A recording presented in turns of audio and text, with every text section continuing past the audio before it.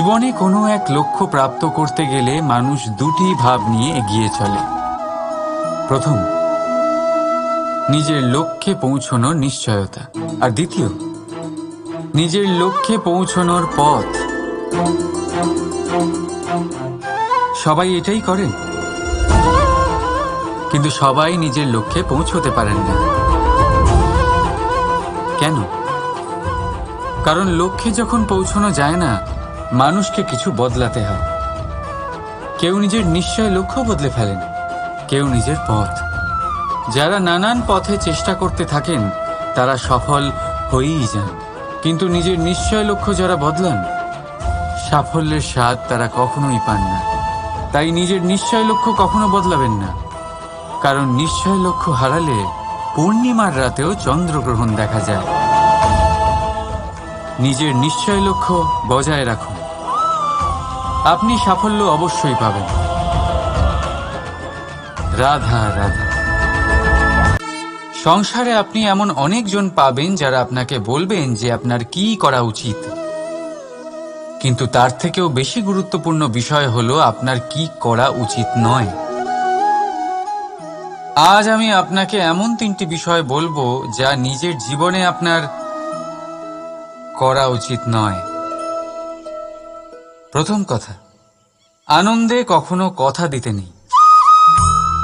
আনন্দ আপনার যুক্তি হরণ করে, আর তারপর আনন্দে দেওয়া এই কথা পরবর্তীকালে গলার ফাঁস হয়ে যায়।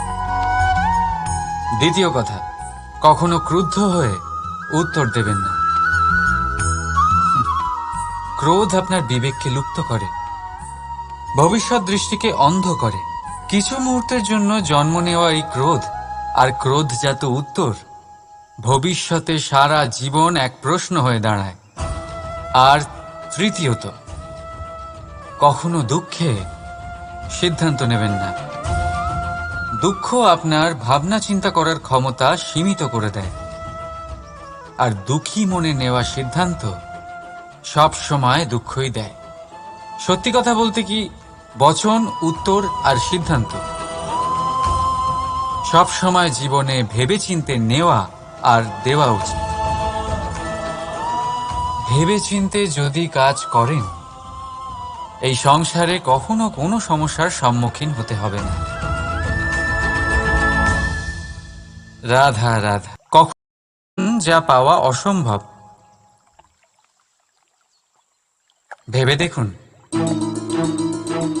উত্তর হলো স্বয়ং নিজের ভুল, স্বয়ং নিজের দোষ, যা কেউ কখনো পায় না। আর কেউ যদি তা পেয়েও যায়, সেই ব্যক্তি নিজের ভুল কখনোই স্বীকার করতে চায় না। কিন্তু যে ব্যক্তি নিজের ভুল স্বীকার করে, নিজের দোষ স্বীকার করে, সংসারে কোনো কিছুই পাওয়ার জন্য তার সামনে কোনো বাধাই থাকে না। তাই আত্মবিশ্বাস অবশ্যই রাখুন। চেষ্টা করুন যেন আপনার দ্বারা কোনো ভুল না হয়, কিন্তু আত্মমন্থন করুন। আর যদি আপনার কোনো ভুল হয়েও যায়, তাহলে তা স্বীকার করুন, তা শুধরে নেওয়ার চেষ্টা করুন। আপনার জীবন পরম আনন্দে ভরে যাবে। রাধা রাধা। নিজের মহলের সবচেয়ে উচ্চতায় দাঁড়ানো এক ব্যক্তি, তারও মনে একটা ভয় থাকে। ভয়, সেই মহলের ভিত নড়ে যাওয়ার ভয়, নিজের পতনের ভয়। আর সেই কারণেই সেই উচ্চতার সম্পূর্ণ আনন্দ সে উপভোগ করতে পারে না। কিন্তু আপনি কি কখনো কোনো গাছের ডালে বসে থাকা কোনো পাখিকে দেখেছেন? সেই ডাল ভেঙে গেলেও তার পড়ে যাওয়ার ভয় থাকে না। কেন? কারণ তার নিজের ডানার ওপর বিশ্বাস আছে। ঠিক সেইভাবেই আমাদের মধ্যে বেশিরভাগ মানুষ কোনো না কোনো সাহায্য নিয়ে উচ্চতায় পৌঁছেছেন, কারোর সাহায্য নিয়ে সাফল্য অর্জন করেছেন। কিন্তু সাফল্যের আনন্দ শুধু তারাই অনুভব করতে পারেন যাদের মনে পড়ে যাওয়ার ভয় নেই। তাই কারোর সাহায্যের ওপর নয়, নিজের সামর্থ্যের ওপরে বিশ্বাস রাখুন। রাধা রাধা। পাওয়া আর হারানো এই দুই জীবনের গুরুত্বপূর্ণ অংশ। সারা জীবন প্রত্যেক মানুষ কিছু পায় আর কিছু হারায়। কখনো সম্পত্তি হারায় আর কখনো সম্মান, কখনো বন্ধু হারায় আর কখনো অহং। কিন্তু হারানোটা খারাপ বিষয় না, কারণ হারানোর সাথেই এক অমূল্য শিক্ষায় আপনি অভিজ্ঞ হয়ে ওঠেন যে কি করে আবার আপনি সেটা না হারান। তাই যদি সত্যি কিছু হারিয়ে ফেলেন, তার থেকে পাওয়া শিক্ষা হারাবেন না, কারণ সেই শিক্ষার সাহায্যেই আপনি আপনার হারানো জিনিস পুনরায় পেতে পারেন। রাধা রাধা। জীবনে কিছু অর্জন করতে গেলে ভাবনা আর কর্ম অত্যন্ত গুরুত্বপূর্ণ। কিন্তু শুধু ভাবনা দিয়ে বা শুধু কর্মের দ্বারা আপনি সাফল্য অর্জন করতে পারেন না। কিছু মানুষ ভাবতেই থাকেন, কর্ম করতে পারেন না, আর সেই জন্য তারা সফল হতে পারেন না। কিছু মানুষ ভাবনা চিন্তা না করেই কর্ম করতে থাকেন, তারাও সাফল্য অর্জন করতে পারেন না। তাহলে মনে রাখবেন, গাছ কাটতে হলে কুঠারের বারংবার প্রহারের সাথে সাথেই সেই কুঠার কোন দিকে মারা হচ্ছে সেই খেয়ালও অবশ্যই রাখতে হবে। ভাবনা আর কর্ম, এই দুইয়ের সঠিক সংমিশ্রণ হলে আপনি অবশ্যই সাফল্য পাবেন। রাধা রাধা। আমরা মানুষেরা কতটা জেদি হই। একবার লক্ষ্যে দৃষ্টি স্থির করে নিলে তা পাওয়ার জন্য মন প্রাণ লাগিয়ে দিই, কিন্তু সেই লক্ষ্যে পৌঁছবার ব্যস্ততায় সেই পথ চলার আনন্দ পেতেই ভুলে যাই। নিজের স্বাস্থ্য নষ্ট করে দিই অর্থ অর্জন করতে গিয়ে, আবার সেই অর্থই নিজের স্বাস্থ্য শুধরবার জন্য ব্যবহার করে ফেলি। বুঝুন, দেখুন, ইচ্ছে খারাপ নয়, কিন্তু ইচ্ছে পূরণ করার চেষ্টায় ওই পথে আনন্দ পেতে ভুলে যাওয়া, এ তো মূর্খতা। যা নেই তা পাওয়ার চেষ্টা আপনি অবশ্যই করুন, কিন্তু যা আছে তার সম্পূর্ণ আনন্দ থেকে বঞ্চিত থাকবেন না। রাধা রাধা। আমরা সবাই জীবনে নিজের জন্য সবচেয়ে ভালোটাই চাই, সবচেয়ে ভালো সুবিধে পেতে চাই, সবচেয়ে বেশি সম্মান পেতে চাই। কিন্তু সবার পক্ষে এই সব পাওয়া কি সম্ভব? হ্যাঁ, নিশ্চয়ই। শুধু একমাত্র বাধা সময়। আমাদের জীবনের কোনো স্থায়িত্ব নেই, তাই যদি সময়ের সদ্ব্যবহার করেন তাহলে একটু সুবিধে হতে পারে। এবারে দেখুন, যাদের সবসময় স্বপ্ন দেখতে ভালো লাগে তার জন্য রাত্রি কম পড়ে যায়, আর যারা স্বপ্ন পূরণ করতে চান তাদের জন্য দিন কম পড়ে যায়। যারা সম্মান পেতে চান তাদের জন্য সব সময় পরোপকার কম পড়ে যায়, আর যারা জ্ঞান অর্জন করতে চান তাদের জন্য মনোসংযোগ। জীবনে যদি নিজের লক্ষ্যে পৌঁছতে চান তবে সময়ের বিভাজন আপনাকে ঠিক করতেই হবে। মনে রাখবেন। রাধা রাধা। লোকে বলে জীবনে মেলামেশা করা অত্যন্ত আবশ্যক, এতে সম্পর্কের আধারও হয়, আবার ব্যবসাও চলে। কিন্তু সবচেয়ে বেশি গুরুত্বপূর্ণ হলো ব্যবহার। তাই এই বিষয়ে ভাবুন, আপনার জীবনে কে আপনার সাথে মেলামেশা করবে তা নিশ্চিত করে সময়। আপনি আপনার জীবনে কার সাথে মেলামেশা করবেন তা নিশ্চিত করবে আপনার হৃদয়। আপনি যাদের সাথে মিশছেন তাদের হৃদয়ে আপনি কতক্ষণ থাকবেন তা নিশ্চিত করবে আপনার ব্যবহার। নিজের ব্যবহার ভালো রাখুন, সব ভালোই হবে। রাধা রাধা। এই ফুল দেখতে পাচ্ছেন আপনি? এটা সেই ফুল যার জীবন এই ডালে শুরু হয়েছিল। দর্শকদের চোখে প্রশংসা দেখল সে, মধুর লোভে মৌমাছিরা এলো, আর তারপর ডাল থেকে ভেঙে নিচে পড়ে গেল সে। কেন? নিয়তি এরকম কেন করল? ভাবুন, কারণ এই ডালেই ফুল হয়ে থাকাটা এই ফুলের জীবনের লক্ষ্য কখনোই ছিল না। এবার এই ফুল হয় দেবতাদের সজ্জায় ব্যবহৃত হবে, নয় কোনো কন্যার গয়নায় গাঁথা হবে। আর নয় কারোর প্রেম প্রদর্শনের মাধ্যম হবে। দেখুন, জীবনে নিজের লক্ষ্যে পৌঁছতে হলে যাত্রাকে ভয় পেলে চলবে না।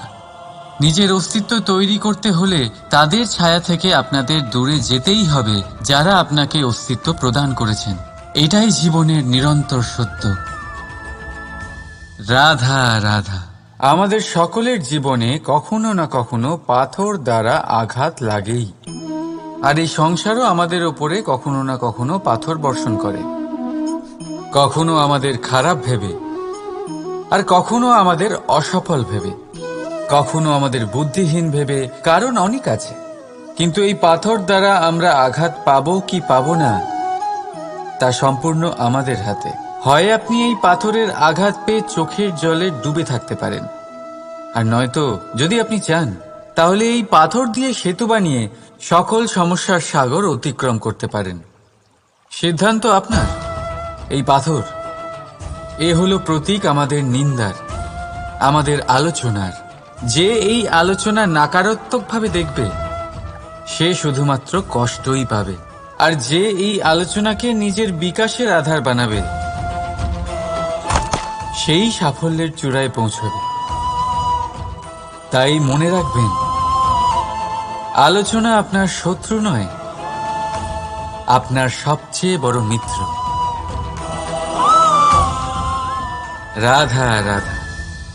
মিষ্টি জল সবার পছন্দ, কিন্তু নোনতা জল কেউ পছন্দ করে না। এইবার ভাবার বিষয় হলো মুক্ত, যা সমুদ্রের গহ্বরেই তৈরি হয়। নোনতা জলের মধ্যে থেকেই প্রতি মুহূর্তে অন্য প্রাণীদের থেকে বেঁচে নিজের অস্তিত্বকে বাজি রেখে ঝিনুক মুক্ত প্রদান করে থাকে। কখনো ভেবেছেন কেন? কারণ সংকটের সম্মুখীন না হয়ে, চরম পরিস্থিতির সাথে না জড়িয়ে আপনার কখনোই সুখ প্রাপ্তি হবে না। তাই নির্ভীক হয়ে সংকটের সম্মুখীন হন, আর আমার সাথে ভালোবেসে বলুন, রাধা রাধা। আমরা সকলেই সময়ের গুরুত্ব বুঝি। সময় আমাদের তৈরি করে, আর সময়ই আমাদের নষ্ট করে দেয়। কখনো ভালো সময় আসে, আর কখনো ভীষণ খারাপ সময় আসে। তবে আশ্চর্যের বিষয় এটাই যে সব জেনেও আমরা সময় নষ্ট করি।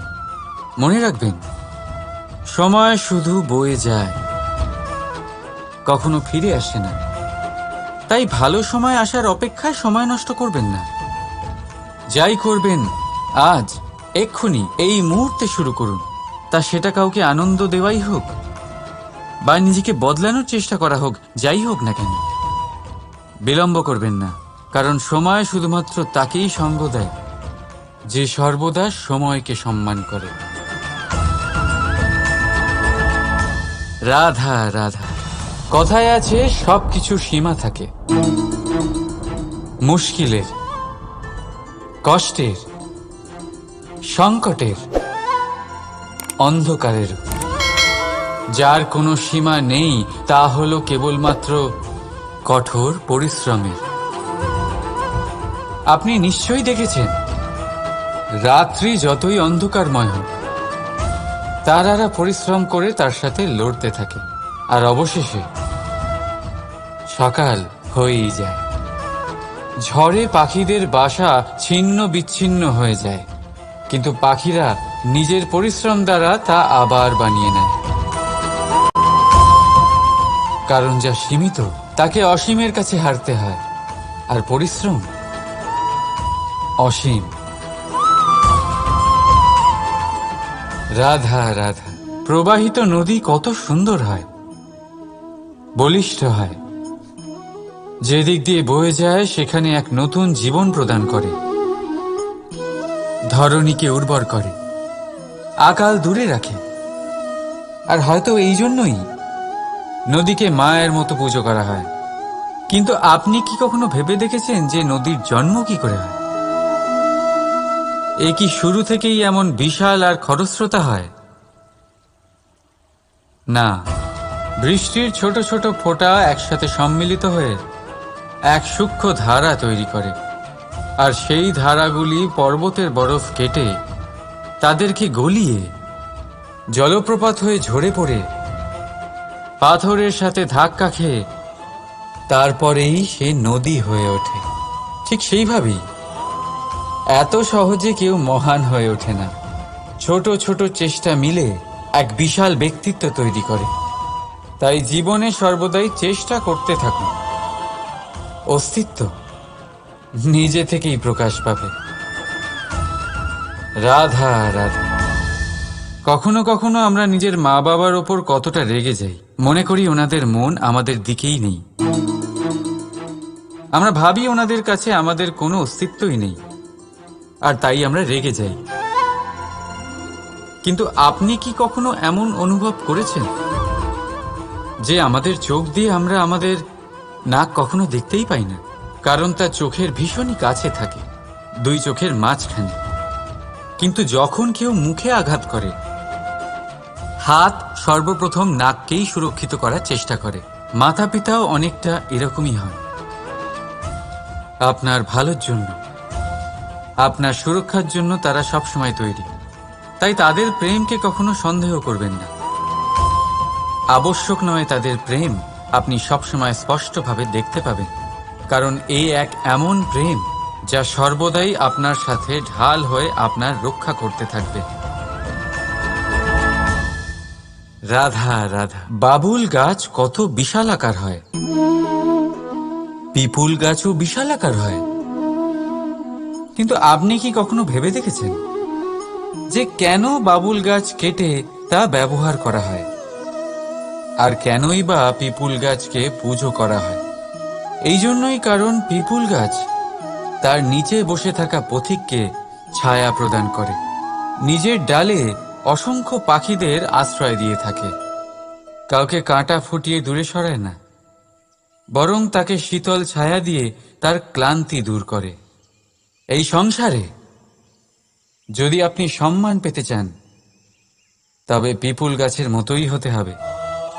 কিছু দিতে শিখুন, আনন্দ, সুখ, শীতলতা দান করতে শিখুন। আর কাঁটার মতন কাউকে কখনো কষ্ট দেবেন না। সম্মান স্বয়ং হেঁটে আপনার কাছে আসবে। আর মন প্রসন্ন হয়ে বলবে রাধা রাধা। আমরা সকলেই মনে করি যে আমাদের জীবনে কখনো কখনো কোনো না কোনো স্থানে প্রেম হয়েই থাকে। সেটা মাতা পিতার আর সন্তানের প্রেম হোক, জ্ঞানীর জ্ঞানের সাথে হোক, কোনো শিল্পীর নিজের শিল্পের সাথে হোক, ইত্যাদি ইত্যাদি। কিন্তু বাস্তবে এটা কি সত্যি প্রেম? মোহও তো হতে পারে। এবার আপনারা জিজ্ঞেস করবেন, প্রেম আর মোহর মধ্যে পার্থক্য কি? পার্থক্য হলো বন্ধনের। যে আপনাকে বাঁধে তা হলো মোহ, প্রেম নয়। প্রেম সেটাই যে আপনাকে মুক্ত করে উন্নয়নের দিকে পাঠায়। চলুন আপনাকে একটা উদাহরণ দিই। কিছু মাতা পিতা নিজের সন্তানকে কোনো অন্য নগরীতে পড়তে পাঠাতে পারেন না, নিজের সন্তানকে তার বন্ধুদের সাথে খেলতে দিতে পারেন না। চিন্তা করেন যে তাদের সন্তানের যাতে কষ্ট না হয়, আর তাই জন্য তাদের বেঁধে রাখেন। এটা প্রেম নয়, এটা মোহ। কারণ যদি এটা প্রেম হতো, তাহলে ওনারা চাইতেন যে সন্তান মাতা পিতার আশ্রয় থেকে বেরিয়ে এই সংসারকে দেখুক, তাকে বুঝুক, আর তার থেকে জ্ঞান অর্জন করুক, নিজের অভিজ্ঞতার থেকে শিক্ষা নিয়ে নিজের একটা ব্যক্তিত্ব বানাক। মনে রাখবেন, মোহ থেকে ভয় জন্ম নেয়, আর প্রেম থেকে শুধুই আনন্দ। সেই কারণে বাঁধবেন না, মুক্ত করুন, কারণ এটাই প্রেম। রাধা রাধা।